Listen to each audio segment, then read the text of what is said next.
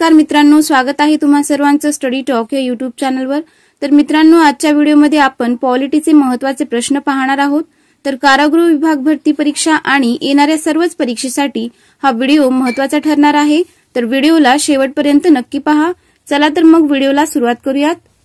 तर पहा प्रश्न क्रमांक पहिला, भारतीय संविधानातील कोणत्या भागात नागरिकांचे मूलभूत अधिकार आहेत? तर उत्तर आहे संविधानाचा भाग 3। तर संविधानाच्या भाग 3 मध्ये नागरिकांचे मूलभूत अधिकार म्हणजेच फंडामेंटल राईट्सचा उल्लेख आहे। तर पहा पुढचा प्रश्न, भारताच्या संपूर्ण भूभागात मुक्तपणे फिरण्याचा अधिकार कशाच्या अंतर्गत येतो? तर या प्रश्नाचे योग्य उत्तर आहे कलम 19। पुढचा प्रश्न, राज्यघटनेच्या खालीलपैकी कोणत्या अनुच्छेदांमध्ये समानतेच्या अधिकाराचा उल्लेख आहे? तर मित्रांनो, अनुच्छेद 14 ते 18 यामध्ये समानतेच्या अधिकाराचा उल्लेख आहे। पुढचा प्रश्न, खालीलपैकी कोणत्या देशाने सर्वात आधी महिलांना मतदानाचा अधिकार दिला होता? तर या प्रश्नाचं योग्य उत्तर आहे ऑस्ट्रेलिया। तर ऑस्ट्रेलिया या देशाने सर्वात आधी महिलांना मतदानाचा अधिकार दिला होता। तर पहा पुढचा प्रश्न, भारतीय राज्यघटनेतील कलम 21A हे अधिकार प्रदान करतो। तर या प्रश्नाचे योग्य उत्तर आहे शिक्षण। तर कलम 21A हे शिक्षणाचा अधिकार प्रदान करते। तर पहा पुढचा प्रश्न, भारतीय संविधानातील मूलभूत हक्क म्हणजेच फंडामेंटल राईट्स हे पासून घेतले गेले आहेत। तर याचं योग्य उत्तर आहे अमेरिकन संविधान। तर अमेरिकेच्या संविधानातून मूलभूत हक्क हे घेतले गेले आहेत। तर पहा पुढचा प्रश्न, पुढीलपैकी कोण हे राज्याचे कार्यकारी प्रमुख आहेत? तर उत्तर आहे राज्यपाल। तर राज्यपाल हे राज्याचे कार्यकारी प्रमुख असतात। पुढचा प्रश्न, राज्याच्या मंत्रिमंडळाची नियुक्ती कोण करतात? तर याचं योग्य उत्तर आहे राज्यपाल। तर राज्यपाल हे राज्याच्या मंत्रिमंडळाची नियुक्ती करतात। तर पाहूयात पुढचा प्रश्न, भारतीय राज्यघटनेच्या अनुच्छेद 213 अन्वये जारी केलेला अध्यादेश हा कोणाला मागे घेता येतो? तर या प्रश्नाचे योग्य उत्तर आहे राज्यपाल। पुढचा प्रश्न, भारतीय राज्यघटनेचा अनुच्छेद 157 कशाशी संबंधित आहे? तर याचं योग्य उत्तर आहे राज्यपाल म्हणून नियुक्तीसाठी पात्रता।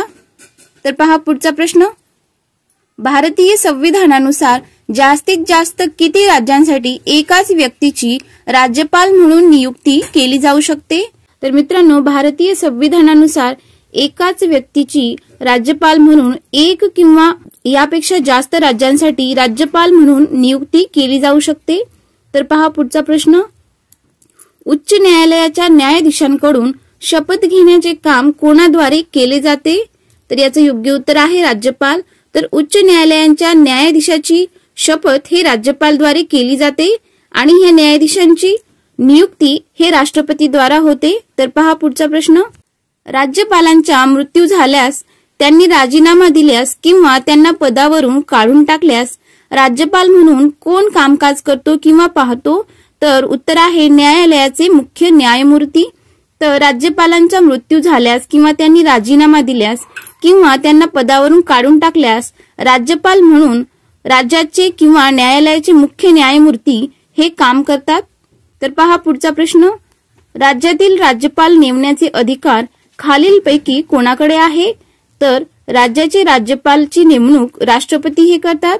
तर पहा पुढचा प्रश्न, 7वी घटनात्मक दुरुस्ती कशाशी संबंधित आहे? तर 2 किंवा अधिक राज्यांसाठी राज्यपाल म्हणून त्याच व्यक्तीची नियुक्ती करणे याच्याशी संबंधित आहे 7वी घटनात्मक दुरुस्ती। तर पहा पुढचा प्रश्न, लडाखचे पहिले उपराज्यपाल कोण आहेत? तर RK माथुर हे लडाखचे पहिले उपराज्यपाल आहेत।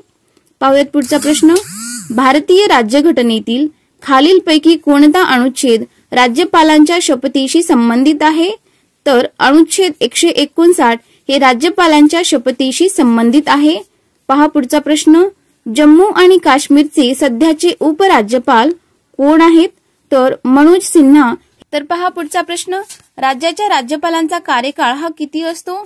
तर राज्यांच्या राज्यपालांचा कार्यकाळ हा राष्ट्रपतीची मर्जी असेपर्यंत असतो आणि साधारणतः 5 वर्ष इतका असतो।